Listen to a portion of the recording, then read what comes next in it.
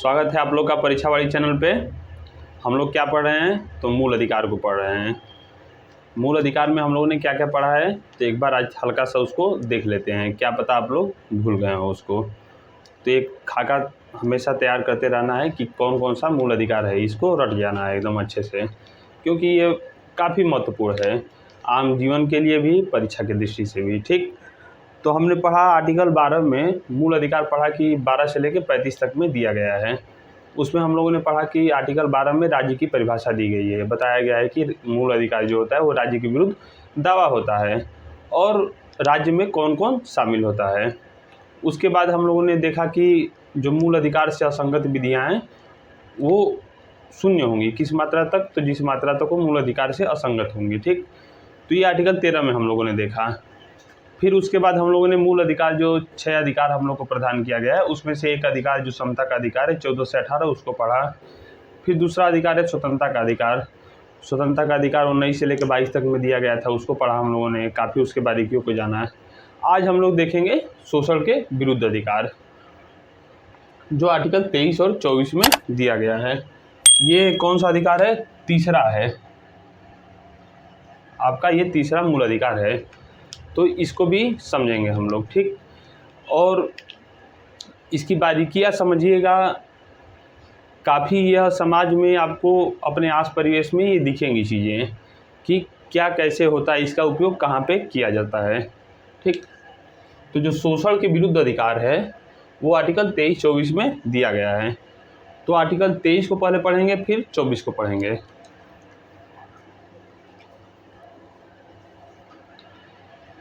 मैं जो मूल संविधान दिया गया है उसी को यहीं पे बेयर एक्ट जो होता है संविधान का, यानी कि जो केवल उसमें कॉन्स्टिट्यूशन दिया रहता है, जो भी हमारा संविधान का नियम नियमावली है सीधे तौर पे अनुच्छेद दे दिया जाता है।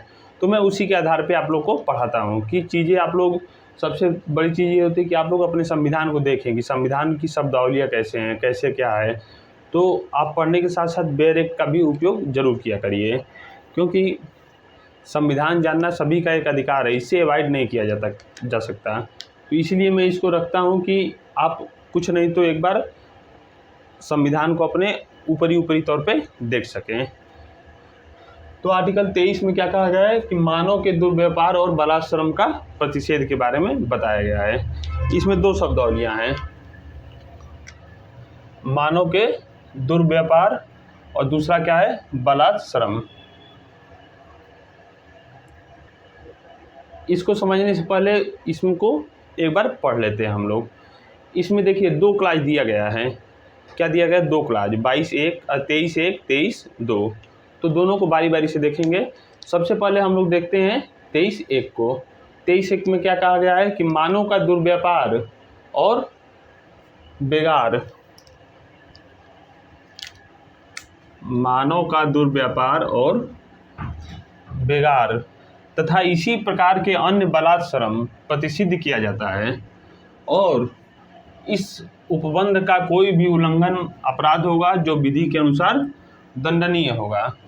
बस इसी को हम लोग तोड़ के समझ लेना है।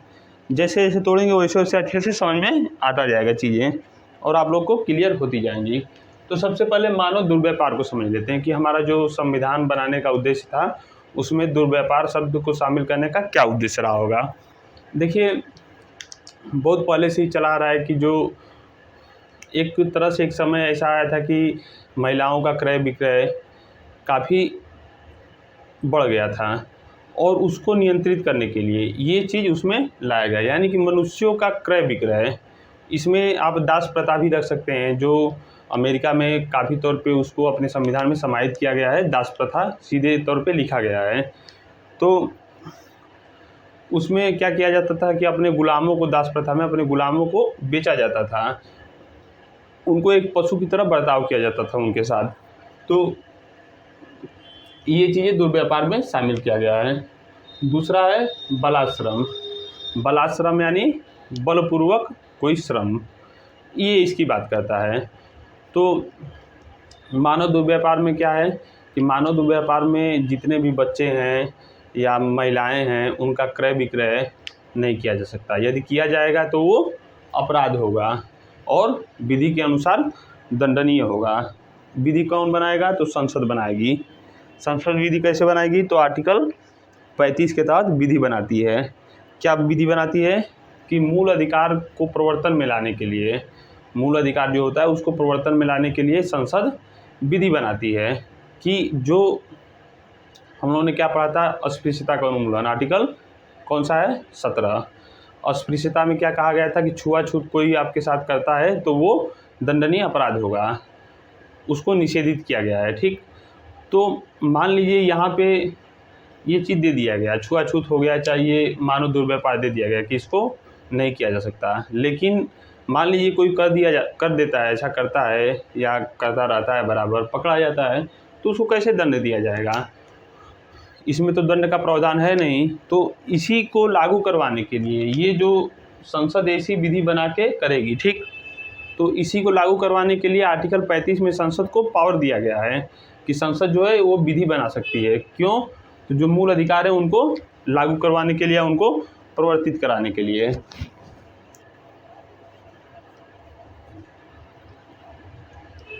तो ये सब चीज़ें उसमें प्रतिषिद्ध किया गया है कि कोई भी व्यक्ति है, और देखिए सबसे बड़ी चीज़ है कि यह जो अधिकार है वो व्यक्ति के विरुद्ध प्राप्त है और राज्य के विरुद्ध, दोनों के विरुद्ध प्राप्त है। आर्टिकल 17 और आर्टिकल 23 और 24 व्यक्ति तथा राज्य दोनों के विरुद्ध प्राप्त है। और दूसरी चीज़ है कि यह आर्टिकल 23 और 24 यह अधिकार भारत के नागरिक को भी मिलता है और विदेशियों को भी यह अधिकार मिलता है। सबको यह अधिकार प्राप्त है। कोई विदेशी का भी आप क्रय विक्रय नहीं कर सकते। यदि वो मानव है, महिला है, बच्चा है, छोटे बच्चा है, उसका आप क्रय विक्रय नहीं कर सकते। दूसरा है बलाश्रम। बलाश्रम में क्या है? बलपूर्वक कार्य। आप लोग देखते होंगे गांव वगैरह में कि कोई जाता है व्यक्ति है, कोई किसी व्यक्ति से कोई काम करा लेता है, उसके बदले में उसको पारिश्रमिक उसका नहीं देता है, इसी को बेगार बोला जाता है। बेगार से तात्पर्य यानी कि बिना परिश्रम का कार्य कराना। यहाँ पे बेगार शब्द का प्रयोग भी किया गया है। मानव दुर्व्यापार और बेगार, और तथा उसी प्रकार अन्य बलाश्रम, उसी प्रकार से अन्य बलाश्रम। तो बेगार से तात्पर्य है कि बिना पारिश्रमिक का, लेकिन बालाश्रम में क्या है कि ज़बरदस्ती बलपूर्वक आपसे कोई कार्य कराया जाए। ऐसा कार्य का भले ही प्रतिफल दे दिया जाए, लेकिन वो कार्य आप नहीं कर सकते।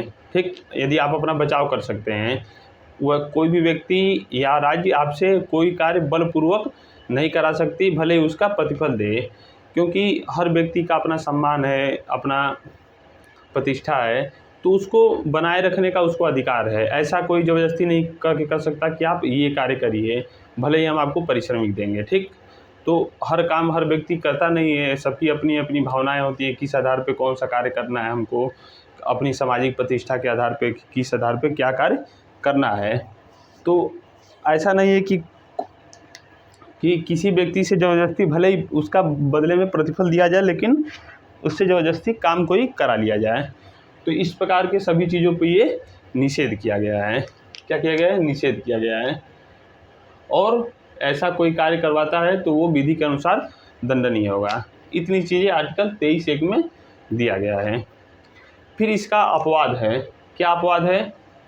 वो 23(2) में दे दिया गया है कि इस अनुच्छेद की कोई बात राज्य को, देखिए सीधे सीधे संविधान में ऐसी चीज़ें लिखी गई हैं कि इस अनुच्छेद की कोई बात राज्य को सार्वजनिक प्रयोजन के लिए अनिवार्य सेवा आरोपित करने से नहीं निवारित करेगी, और ऐसी आरोपी सेवा करने में राज्य केवल धर्म, मूल, वंश, वर्ग, जाति, इनमें से किसी आधार पर कोई विभेद नहीं करेगा। क्या नहीं करेगा? कि जैसे राज्य सरकार है उसको ये अपवाद में पावर दिया गया है कि कोई सार्वजनिक प्रयोजन के लिए कोई कार्य किया जाता है तो वो अपने नागरिकों पे अधिरोपित करती है कि आप सभी को ये कार्य करना है।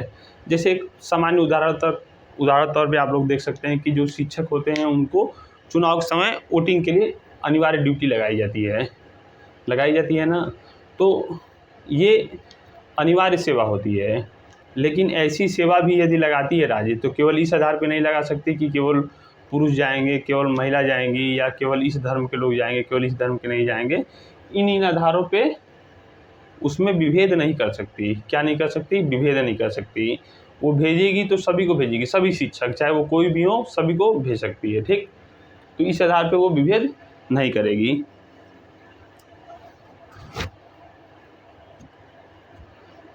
जैसे कहा गया है कि जेल वगैरह होता है तो एक होता है कठोर दंड, एक होता है सादा कारावास। तो कठोर दंड में क्या होता है कि सश्रम कारावास होता है, वो श्रम के साथ उसको कारावास में रखा जाता है, यानी आपको काम करना पड़ेगा। जेल में आप रहेंगे तो आपसे कार्य करवाया जाएगा, लेकिन उस कार्य का भी आपको पारिश्रमिक दिया जाएगा।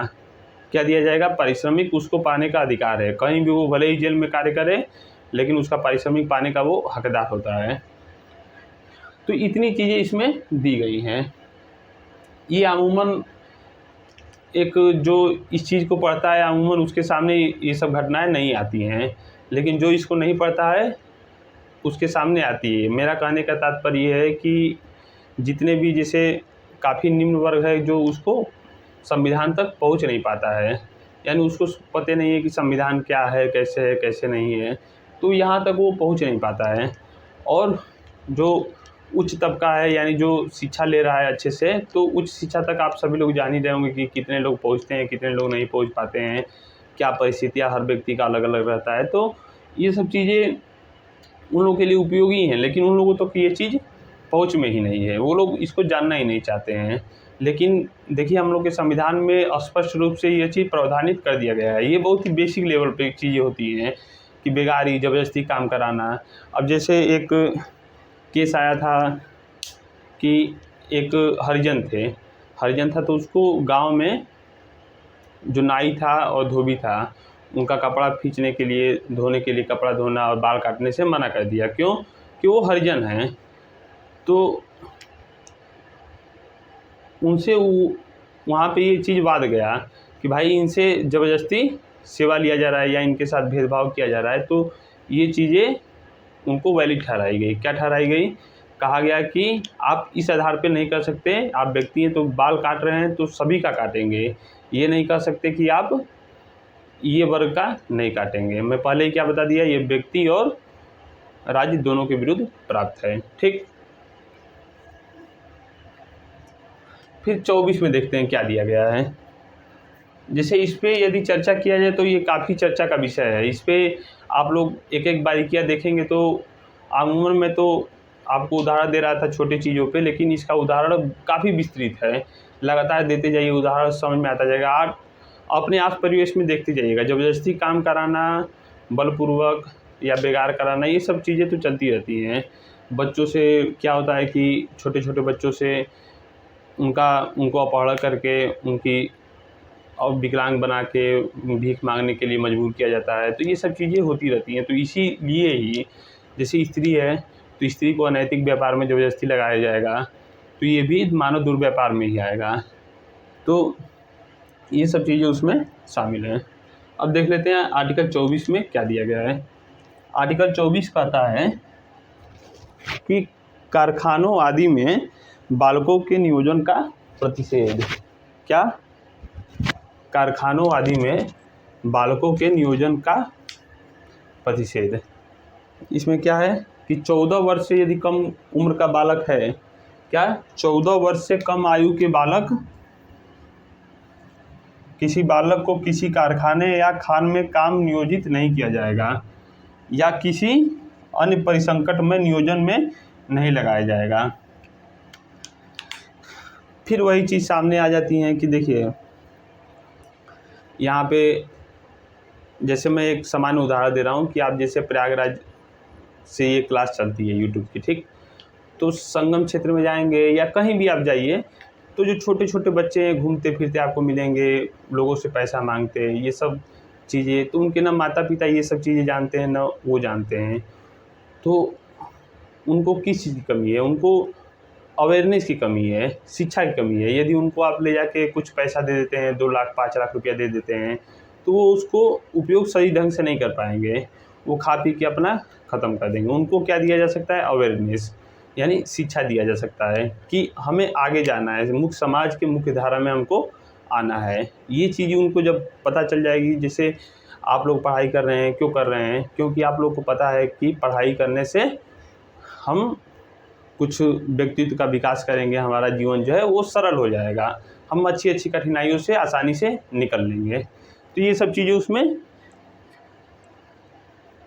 आती है कि जब आप एक अच्छे से शिक्षा ले लेते हैं। शिक्षा का उद्देश्य नौकरी पाना तो ये बात की उद्देश्य है। शिक्षा इसलिए भी आवश्यक हो जाती है कि आप समाज की मुख्य धारा में बने रहें। तो जो इनके माता पिता हैं, इनके बच्चे हैं, जैसे आप लोग देख रहे हैं ये चीज़ को या इस चीज़ को जान रहे हैं, लेकिन आपके घर परिवार में ऐसा चीज़ नहीं देखने को मिलेगा। वो कहाँ मिलेगा कि जो ये छोटे छोटे बालक घुमा करते हैं, उनको पकड़ के कहीं खान में या बहुत जैसे झारखंड वगैरह इलाका में जाएंगे, या जहाँ कोयले का खान है, ये सब जो संकटमय कारखाना है, या तो उनको पैसा भी दिया जाता है, पारिश्रमिक भले ही दिया जाता है, लेकिन उनको उस संकट में काम में लगाया जाता है कि भाई छोटे बच्चों का मन लगता है कि भाई पैसा मिलेगा, हम कार्य करेंगे। उनको ये चीज़ नहीं पता रहता है कि हमारा जो भविष्य है वो खराब हो रहा है। तो उस चीज़ की तरफ वो काफ़ी उस समय उस आयु में आकर्षित होते हैं और वहाँ पे जाके कार्य भी करते हैं। उनको उतनी समझ तो होती नहीं है। तो इसमें क्या होता है कि इस आर्टिकल के तहत जो वो 14 वर्ष से कम आयु के बालक हैं, उनको कहा गया है कि यदि आप उनको कारखाने में या परिसंकटमय जगह पे या किसी खान वगैरह में आप लगाते हैं, तो आप दंडनीय अपराध होगा। ये भी उनको आप इस प्रकार के कार्यों में नियोजित नहीं कर सकते, नहीं लगा सकते, उनसे काम नहीं ले सकते। एक MC मेहता जी वकील थे, तो उनका एक केस आया था इसी पे। उसमें उन्होंने सुप्रीम कोर्ट में याचिका दायर की और उन बच्चों पर ध्यान कोर्ट का ले गए, ठीक। तो उसमें कोर्ट ने उन बच्चों को वहाँ से हटाया और उन बच्चों को कुछ प्रतिकर भी दिलवाया कि भाई ये बच्चे अब जाएं तो शिक्षा लें अपना। उनको एक अवेयरनेस प्रदान की गई और कहा गया कि जो उसके घर में वयस्क लोग हैं, उनको उस जगह पे, उनके जगह पे नौकरी पे रखा जाए, क्योंकि इसमें बहुत तकनीकी कार्य होता नहीं है, केवल शारीरिक श्रम का कार्य में लगाया जाता है। तो ये सब चीज़ें उसमें शामिल होती हैं। तो इतनी चीज़ों को आर्टिकल 23 और 24 में दिया गया है। इससे ज़्यादा बहुत कुछ है नहीं। और ये पूछेगा क्या, तो नागरिक और नागरिक दोनों को प्राप्त है, या व्यक्ति के विरुद्ध अधिकार प्राप्त है और राज्य के विरुद्ध भी प्राप्त है, ठीक। तो इतनी चीज़ें हो गई। फिर अगले क्लास में हम लोग धार्मिक स्वतंत्रता के बारे में पढ़ेंगे और ये काफ़ी महत्वपूर्ण टॉपिक है। इस पे आप लोग जितने अधिक से अधिक हो सके लोगों को अवेयरनेस करिए, या जितने आपके सामने ये सब चीज़ें आती हैं तो उनको वहाँ पे रोकिए। ये आपका नैतिक कर्तव्य है कि आप किसी का शोषण, अपना तो आप शिक्षा ले रहे हैं तो अपने शोषण को बचाइए और अपने साथ साथ दूसरे के शोषण को भी न होने दीजिए, क्योंकि शोषण देखने वाला या सहने वाला शोषण करने वाला से ज़्यादा हानिकारक होता है। अब शोषण सहता रहेगा तो आदमी क्या कर सकता है कोई। तो इसलिए आप लोग देखें, तभी भी उसको जागरूक करें, उसके विरोध में हो, उसको समझाएं बुझाएं और वहाँ से उसको हटाएं, ठीक। तो इतनी चीज़ें इसमें दी गई हैं। तो आज के लिए इतना ही। फिर अगले क्लास में हम लोग मिलते हैं आर्टिकल 25 से लेके 28 तक में, ठीक है। धन्यवाद।